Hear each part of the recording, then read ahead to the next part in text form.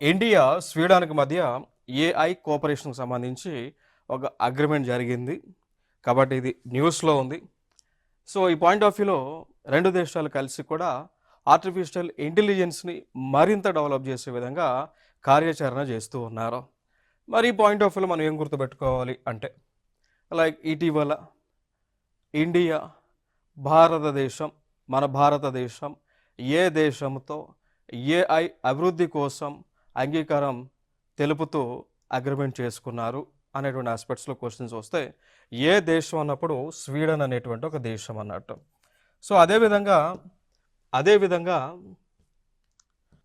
ఈ 2 దేశాలు కలిసి Sweden India technology and artificial intelligence కారిడార్ని ఏర్పాటు చేసుకోవడం జరిగింది.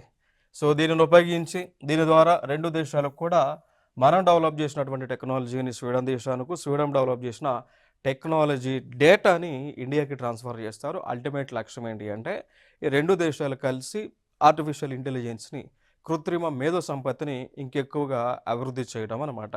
అంటే ఎర్రర్ ఫ్రీ టెక్నాలజీని డెవలప్ చేసినటువంటి దేశం.